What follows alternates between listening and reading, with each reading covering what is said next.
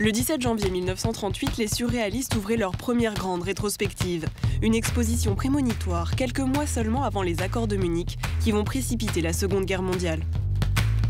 Ce qu'on peut dire, c'est qu'au fond, ces surréalistes, qui pour la plupart étaient des gens qui étaient plus politisés que la moyenne de la population, comprenaient qu'on allait à la catastrophe, c'est-à-dire qu'on allait à la guerre totale. Et donc, d'une certaine manière, ces surréalistes le disent avant tout le monde. C'est dans la scénographie de cette exposition que les surréalistes marquent leur angoisse. Je pense aux sacs de charbon, évidemment, qui sont installés donc au plafond et qui, d'une certaine manière, plombent, si vous voulez, l'ambiance, c'est-à-dire qu'on est vraiment dans une ambiance de catastrophe.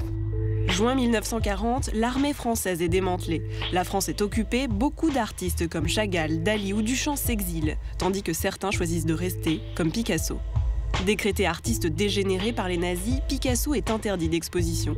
Reclus dans son atelier, il va pourtant créer quelques-unes de ses œuvres majeures.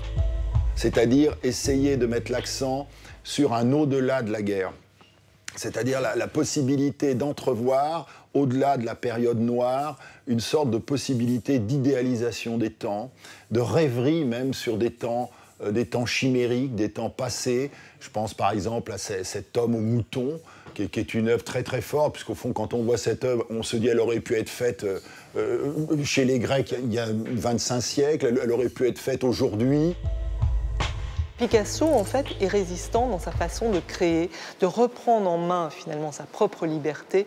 Et au fond, c'est à travers cette liberté, mais qui est totalement invisible sous l'occupation, qu'à la Libération, il va être compris comme ayant porté, au fond, l'espoir et la liberté. Au même moment, Joseph Steib, petit fonctionnaire de Mulhouse, prend d'énormes risques en peignant dans sa cuisine la charge la plus violente contre Hitler.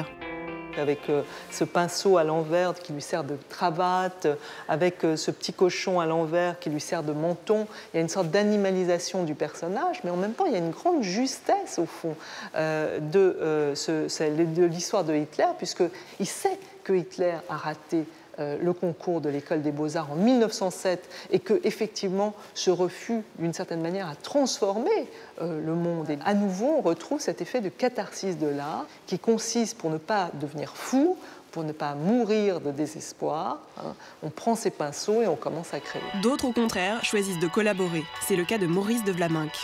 C'est un artiste qui, avec d'autres artistes comme Derain, comme Van Dongen, vont accepter de faire un voyage de propagande en Allemagne. Et de facto, donc, ce sont des collaborateurs qui ont très très bien aidé à la cause. Et c'était une chose très déprimante aussi pour tout le milieu artistique d'apprendre que ces artistes, parmi lesquels des grands artistes, avaient accepté, donc, en pleine occupation en 1941, de partir donc, pour visiter l'Allemagne. Paris est libre. Paris, plongé dans la nuit pendant 4 longues années, voit la fin de son cauchemar. La guerre a changé bien des choses dans la mesure où elle a brisé net l'élan d'un très grand nombre de créateurs. Parce qu'il ne faut pas perdre de vue qu'un très grand nombre d'artistes ont été déportés, sont morts, sont jamais revenus.